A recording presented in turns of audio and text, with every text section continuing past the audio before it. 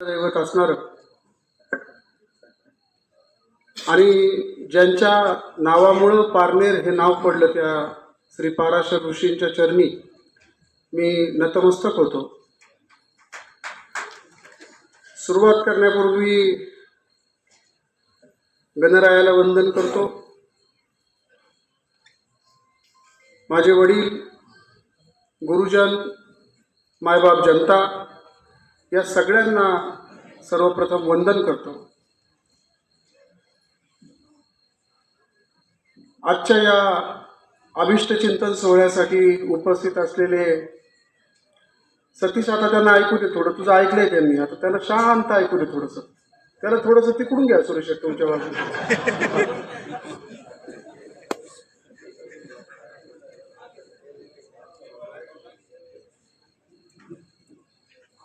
आज या अभिष्ट चिंतनाच्या निमित्तानं माझ्यावर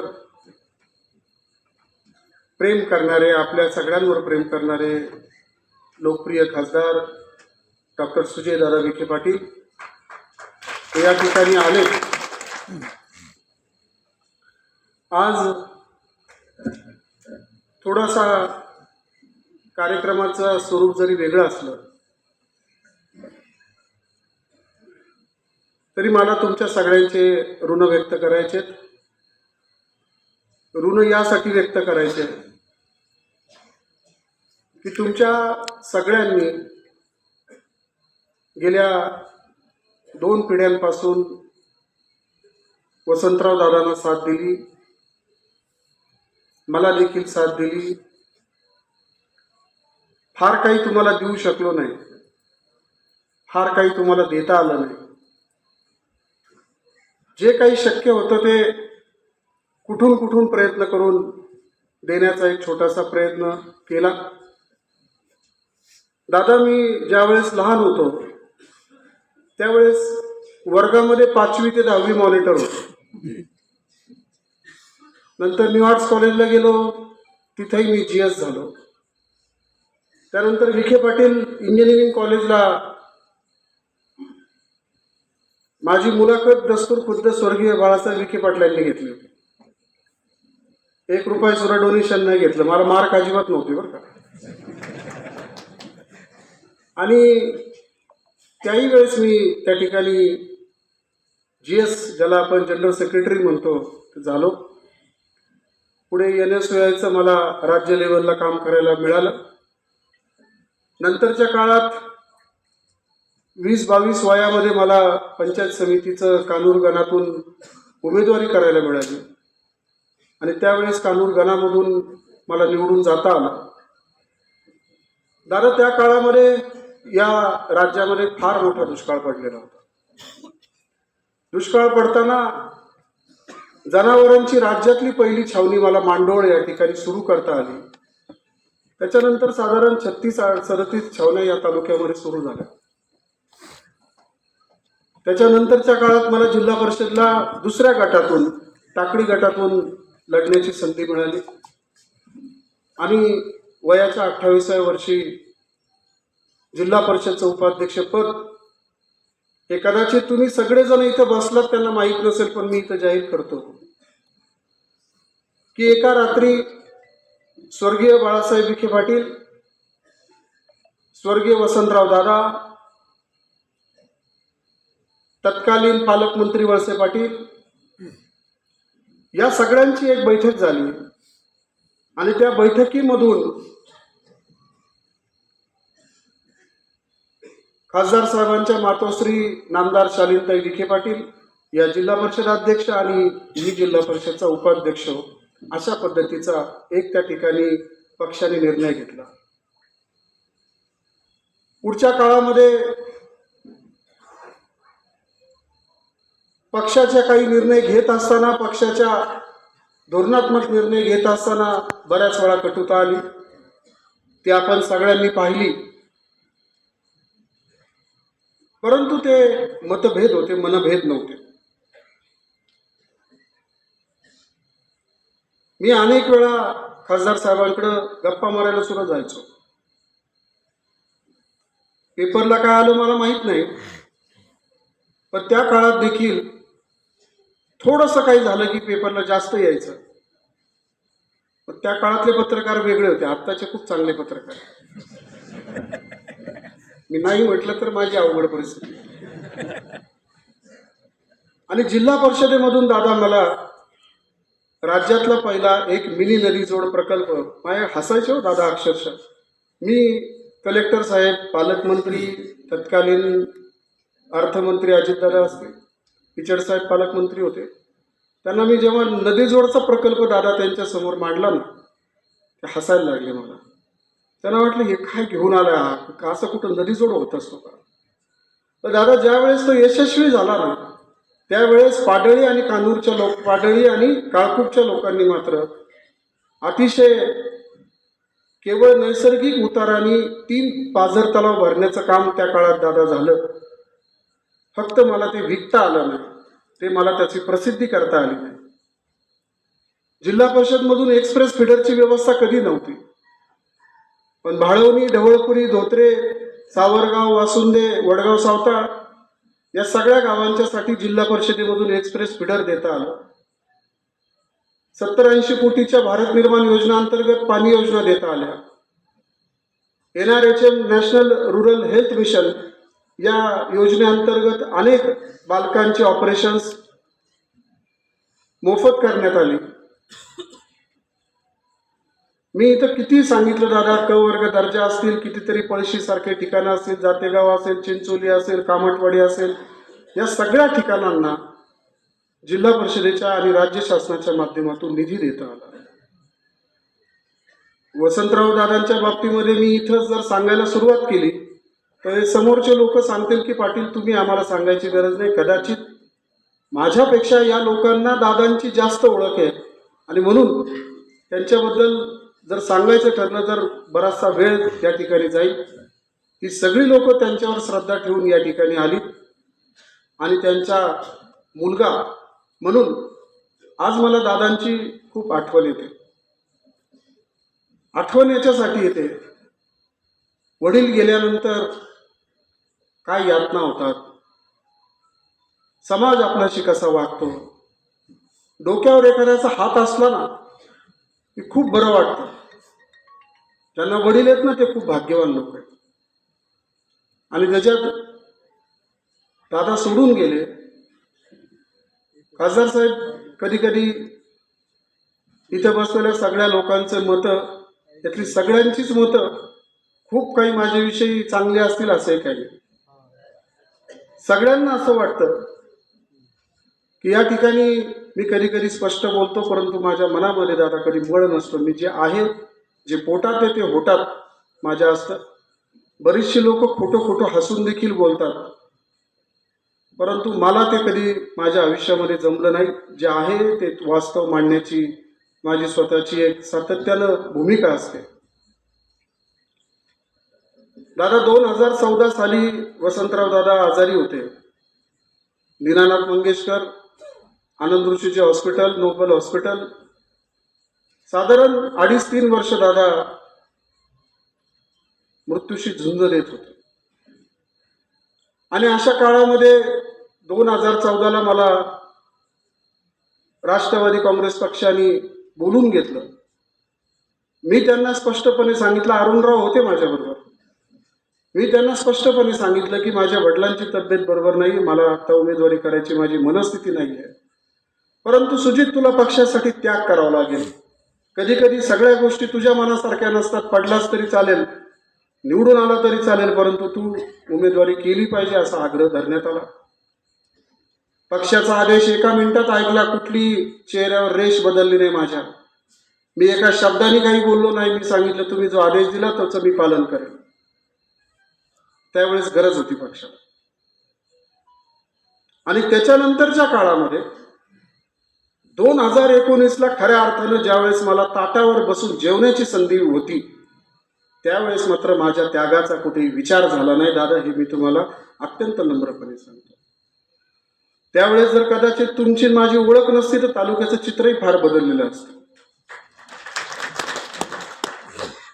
खूप आठवणी या सगळ्या कार्यकर्त्यांच्या माझ्या मनामध्ये आहेत. या लोकांनी मला जीवापाड प्रेम केलं, जीवापाड सांभाळलं. दादा यांच्या अपेक्षा काहीच नाहीत. आणि मला तुम्हाला हे कोण कोण काय काय बोललं असतील, परंतु मी आयुष्यामध्ये आपल्याला कोणालाही बांधून काम करायचं. मी असं करतो तर तुम्ही तसं करा असं काहीच नाही. आपण मोकळ्या हाताने देत राहायचं. समोरचा माणूस तितका मोकळा असला की तो आपोआप देऊन टाकेल. अट शर्ती या अविश्वासातून तयार होतात. आणि म्हणून असं काही करायची आवश्यकता आहे असं मला काही वाटत नाही. मला राज्यातल्या अनेक नेत्यांचा माझा फार जवळून संबंध आला. खूप मोठमोठ्या नेत्यांचा संबंध आला. त्यांच्याकडनं या तालुक्यासाठी विकास कामं करून घेता आली. काही वर्षांच्या पूर्वी खासदार डॉक्टर सुजयदादांचा माझा संबंध आला. माझा त्यांच्याविषयी फार मोठा गैरसमज होता. परंतु ज्यावेळेस प्रत्यक्षात संबंध आला त्यावेळेस मी त्यांच्यामध्ये जी सृजनशीलता पाहिली. आज एकट्या पारनेर तालुक्यामध्ये 3,500हून अधिक राष्ट्रीय वयोश्री योजनेअंतर्गत 1-1 लाखापर्यंतचा लाभ प्रत्येक कुटुंबात जो गेलाय ना, ते खासदार डॉक्टर सुजय विखे पाटील.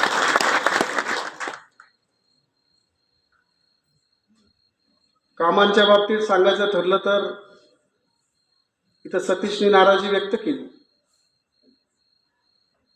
परंतु माझं जर व्यक्तिगत मत विचारलं तर खासदार साहेबांनी मला उजव्या हाताने विकास कामं दिली हे मला इथं मान्य करावंच लागेल.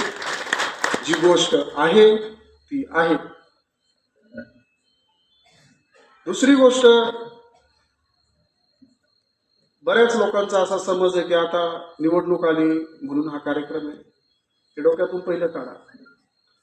एखादी संघटना कधी मजबूत असते ज्या वेळेस त्याच्यामध्ये शेवटच्या स्तरापर्यंतच्या माणसाचा विचार ऐकून घेतला जातो. शेवटच्या स्तरापर्यंतच्या विचाराचा आपण त्या ठिकाणी त्याचं काय म्हणणं आहे, आपण काय केलं पाहिजे, या सगळ्या गोष्टींचा उहापोह करण्याचा खऱ्या अर्थानं हा कार्यक्रम. दादा, तुम्ही याच्या आधी अनेक लोकांनी मतं व्यक्त केली. मतं व्यक्त करणं हा प्रत्येकाचा अभिव्यक्ती स्वातंत्र्याचा भाग आहे. तो प्रत्येक जण करणार. या सगळ्यातून गोळाबेरीज काय करायची? सगळ्यांना आता इथं मी नावं सांगत नाही, पण कानामध्ये मला सगळ्यांनी हळूच सांगायचे, दादा पाटील ते आपण करू बरं का सगळं, पण ते पुढचं बांधून घ्या. उद्याच्या जीवनाचा भरोसा नाही. क्षणात काय होईल त्याचं सांगता येत नाही. उद्याचं कुठं बांधायला निघाले तुम्ही? मी परत एकदा सांगतो, ते असं बांधून बिंदून काही होत नसतं. त्यांना दिसणार आहे की कोण किती ताकदीने काम करतंय हे त्यांना दिसणार आहे. आपण सांगायची काही वेगळी गरज नाही. आणि ते दिसल्यानंतर ते काय करतील हा त्यांचा व्यक्तिगत प्रश्न. आपण आपली ओरिजिनॅलिटी ठेवायची, समोरच्यावरती सोडून द्यायची. मग त्यांचं काम सिद्ध करणं आहे की आपण ओरिजिनल आहेत किंवा नाही. आज स्वर्गीय बाळासाहेब विखे पाटलांच्या बाबतीमध्ये दादा, तुम्हाला कदाचित तुमच्याकडे काय सांगण्यात येते रोज कानामध्ये मला माहित नाही, पण एक गोष्ट तुम्हाला मी मागेही सांगितली वसंतराव दादांच्या पुण्यस्मरणाच्या कार्यक्रमात, की आम्ही 4ही वेळेस स्वर्गीय खासदार बाळासाहेब विखे पाटलांचंच काम या सगळ्या लोकांनी केलं. मग काम करून नंतर आमच्यावर अन्याय का, ही भावना लोकांनी बोलून दाखवली. याच्यात काही गैर नाही, त्याच्यात काही चुकीचं नाही. ते त्यांचं बोललेत, ती एक स्पष्टपणे भावना, ती त्यांच्या मनात उमटलेले ठसे, ते त्यांच्या भूतकाळातल्या आठवणी आहेत, त्याच्यामध्ये चुकीचं नाही.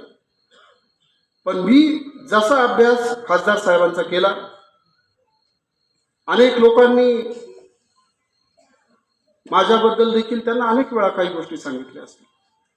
त्यांनी त्याच्याकडे लक्ष दिलं नाही हे मी तुम्हाला 100% सांगतो. हे त्यांनी नाही सांगितलं मला, पण मला माहित असतं ते नाही सांगणार असं. आणि नेहमी एक लक्षात ठेवा की आपल्याला तालुका आज कुठल्या दिशेने न्यायचा आहे हा एक फार महत्वाचा प्रश्न आहे. मी कोणावर टीका करायची नाही, मला कोणाचं नाव घ्यायचं नाही. शांतपणे डोळे मिटा आणि असं गृहीत धरा की एक कुणीतरी माणूस, दोन माणसं आहेत आपल्याकडे चॉईसला. निवडणुकीला आपल्याकडे किती माणसं आहेत चॉईसला, मतदानाला? दोन माणसं. आणि तुम्ही शांतपणे घरामध्ये झोपलेत आणि रक्षण करायला हे दोन माणसं ठेवलेत. कोण बाहेर ठेवल्यावर तुम्हाला शांत झोपेल मला सांगा? सरळ सांगा एकदा, किंवा कोण बाहेर ठेवलं की आपल्याला बरं वाटेल? विश्वासाचा विषय कुठे असतो? सरळ गोष्ट, नॅचरल आहे, बट नॅचरल. आज याच्या पुढच्या काळामध्ये मी तुमच्या सगळ्यांना आवर्जून एक गोष्ट सांगतो की दादा, लोकांची चूकच नाहीये. सकाळी 7:30ला एक बातमी लोकांना ऐकू येते, संध्याकाळी 7:30ला दुसरा तो नेता दुसऱ्या पक्षात असतो. परत दुसऱ्या दिवशी सकाळी कळतं की ह्याचं त्याचं फाटलं. लोकांनी करायचं काय? याचं उत्तर माझ्याकडे आहे. याचं उत्तर एकच आहे, आता याच्या पुढच्या काळात आहे ना, पक्ष बिक्ष काही बघायचं नाही, कोणता पक्ष माहीत नाही. जो व्यक्ती आपल्याला मदत करतो त्याच्या पाठीमागे, जो व्यक्ती कामात उजवा आहे तेवढा उत्साह पाहिजेच, नाही तर मजा नाही भाषण.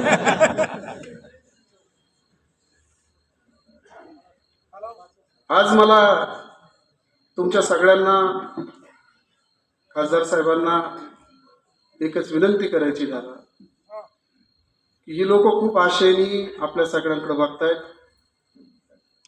या तालुक्यामध्ये गेल्या 20 वर्षापासून पाणी अडवण्याच्या संदर्भातला एकही मोठा प्रकल्प या तालुक्यात झालेला नाही. झाला असला तर मी माझं भाषण संपवतो आणि खाली बसतो, मला कोणी सांगावं.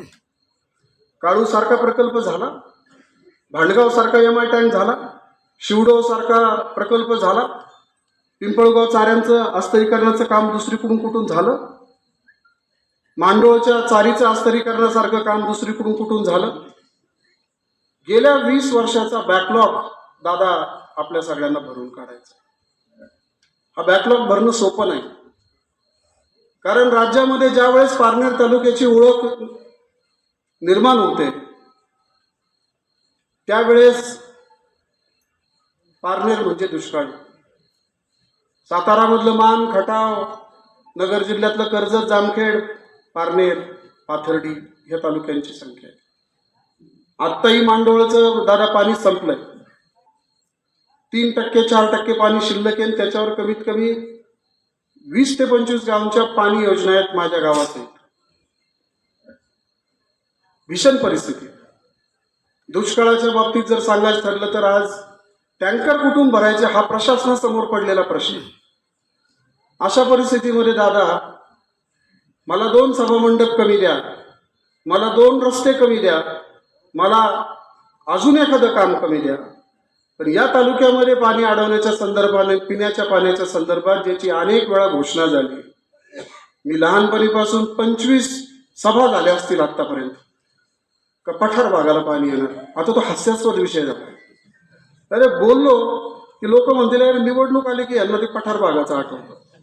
तर दादा त्याच्यामध्ये निर्णायकपणे जर निर्णय घेतला, पिंपळगाव रोठ्याच्या घाट माथ्यावर जर अगदी सौर ऊर्जेने जरी ते पाणी लिफ्ट करण्यात आलं तर मला वाटतं या तालुक्यामधला दुष्काळ किमान पिण्यापुरता हटण्यास मदत होईल. तेवढं वजन तुमचं सरकारमध्ये आहे. तुम्ही आज एखादा शब्द टाकला तर कोणीच टाळू शकत नाही. आम्ही तुमचे फोटो बघत असतो, तुम्ही आम्हाला नेत नाही दिल्लीला, पण आम्ही बघतो. देशातल्या मोठ्या वजनदार माणसांबरोबर तुम्ही जेव्हा बसता ना, इकडे आनंद होतो आपल्याला. काही नाही आनंद का होतो का आता आपल्यालाही पाणी बिनी काही मिळेल त्याच्यातून, हा एक आनंद आमच्या मनात असतो. तो स्वार्थ आहे दादा आमचा. परंतु लोकसभेमधलं दादांचं एक भाषण मी ऐकलं, खासदार साहेबांचं. त्यांच्या समोर कौतुक करणारा मी माणूस नाही, मी स्पष्ट बोलणारा माणूस आहे. लोकसभेमधलं एक स्पीच त्यांचं मी ऐकलं, अत्यंत दमदार, अत्यंत अभ्यासपूर्ण. लोकसभेमध्ये हिंदी आणि इंग्लिश बोलावं लागतं बरं का. दिल्लीत नाही चालत नाही. दिल्लीत डोक्यावर घेन चपला माझ्या फाटक्या, मग मी काय करू.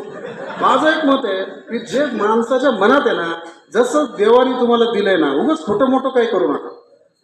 मग माझ्याकडे सगळी सुबत्ता आहे, पण मी मुद्दाम लोकांना बरं वाटावं म्हणून फाटके बनियन घालायचे, फटके कपडे घालायचे, असलं काही उद्योग करण्यात मला इंटरेस्ट आहे. जसं आहे राजासारखं देवाने जीवन दिले तसं राहावं माणसाने. आणि घरंदाज माणूस हा घरंदाज माणसाच्या पाठीमागे राहतो, हे नेहमी लक्षात ठेवा. ही फार महत्वाची गोष्ट. कारण काय शेवटी की कोणाच्या पाठीमागे जायचं त्याच्यावर आपली क्वालिटी ठरत असते. हो, आपल्या क्वालिटीला डाग लावून घ्यायचं तर मग ठरवा तुम्ही काय करायचं. मी ऐकले तुमचे भाषण मगाशी सगळ्यांचे. विषय काय विषय इतकाच आहे की आपलं भविष्यातलं पुनर्वसन, भविष्यातल्या पुनर्वसनाची चिंता ही आयुष्यामध्ये कुणी करू नये. याचं कारण एकच आहे, कर्मण्येवाधिकार असते मा फलेषु कदाचन. कर्म करत राहा. कदाचित आपल्या कर्माला उद्या फळ येईल, नाही आलं तरी मी खुश आहे, काहीच अडचण नाही. तरीही तुमच्याच बरोबर आहे, त्याची काही चिंता कर. तुम्ही काय करायचं कारण नाही आहे, मान्य आहे. हा नाही, आक्रमक कधी बोलायचं. दादा निवडून आले ना, मग माझं भाषण आहे का त्यांना काय बोलतो आज. घाटामध्ये कधी कोणाला चाकू नाही दाखवायचं आयुष्यात, चुकून नाही दाखवायचं. आपलं हृदय मन मोकळं सांगून टाकायचं, यस आम्ही तुमच्यावर आहोत, संपला विषय. हे असलं काही करायचं नाही का मग तुम्ही असं करताल का तसं करताल का. असं अट टाकलं की काही सोपी माणसं आहेत का तुम्ही. काय कार्यक्रमच नंतर तेव्हा आपलं गपचूप काम करा. डोक्याला काही फार काही हे करू नका. आणि मुळामध्ये काय आहे की आपण फार लहान माणसं आहे, हे नेहमी लक्षात ठेवा. आपल्याला शेवटी उद्या या सगळ्या योजना सोडून घ्यायच्या असतील.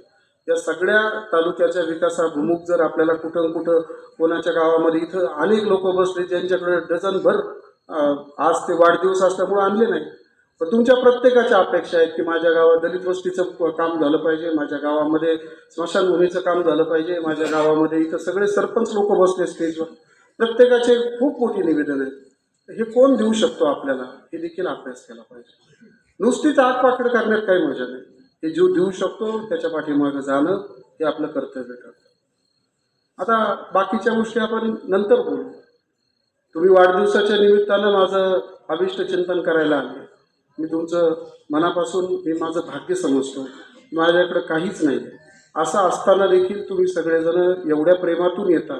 दादा आयुष्यामध्ये लागतं काय हो, काय लागतं आयुष्यामध्ये.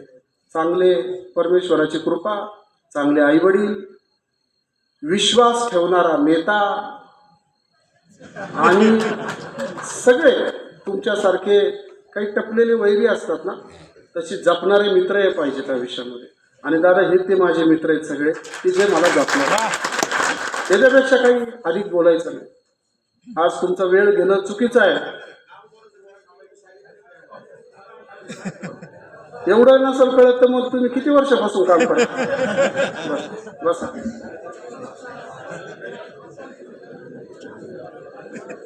मी आता घाम येऊपर्यंत राजूची बोललो तरी तुमच्या गळी पडेना. या तालुक्याला स्वर्गीय वसंतराव दादा, स्वर्गीय मार्तंडराव पठारे, स्वर्गीय बाबासाहेब खुबे, स्वर्गीय ज्ञानदेव माऊली पठारे, आज आपल्यामधून स्वर्गीय गुलाबरावजी शेळके, स्वर्गीय पोपटराव पवार, या सगळ्या लोकांची मला आज या ठिकाणी प्रकर्षाने आठवण येते. कारण हे स्टेज त्या लोकांनी भरलेलं असायचं, आज ते आपल्यात नाही. त्याच्यामुळं जहाजाच्या कप्तानाचं एकच मत असतं. कधी कधी जहाजाचा कप्तान असतो ना, त्याच्यावर सगळेजण आगपाखड करतात की तुम्हाला काही कळतं का, तुम्ही जहाज कोणत्या दिशेने चालतंय. पण त्याला आतमध्ये पॅरामीटर दिसत असतं. त्याला माहीत असतं वादळ कसलं होणार आहे, कुठून वादळ येणार आहे ते माहीत असतं त्याला. आणि म्हणून ते जहाज कुणीकडे न्यायचं हे कप्तान ठरवतो. आता एवढी साधी गोष्ट राजूजी, आपला अभिष्ट चिंतनाचा कार्यक्रम आहे, इथं आपल्याला शुभेच्छा द्यायला कोण आलंय, मी काय सांगतोय एवढं जर कळत नसेल तर ह्याच्यापेक्षा काय बोललं पाहिजे अजून. मी व्यक्तिगत खासदार सुजय विखे पाटील यांच्याबरोबर राहण्याचा माझा व्यक्तिगत मनोभाव आहे. त्याच्यात काही बदल नाही. त्याचं कारण इतकंच आहे की भविष्य काळामध्ये या तालुक्याला आपल्याला अजून काही ज्या ज्या रखडलेल्या योजना आहेत त्या सगळ्या निश्चितपणे त्यांच्या माध्यमातून मिळतील. दादा, आता माझं भाषण संपत आलं. आता अधिक काही बोलणं उचित नाही, कारण तुम्हाला लोकसभेचे उमेदवार आहेत, तुम्हाला अजून खूप लांब लांब जायचं असेल. मला आज महत्वाची गोष्ट एकच सांगायची की इथं अनेक लोकांनी, तुम्ही यायच्या आधी अनेक भाषणामधून चर्चा झाल्या, अनेक त्यांची मतं त्यांनी व्यक्त केली. त्या सगळ्या लोकांनी माझ्यासहित तुमच्या खांद्यावर मान टाकलेली आहे. पुढचं तुमच्या हातात. मी अधिक काही बोलत नाही. मला दादा ऐकतंय ना माझं खासदार साहेब,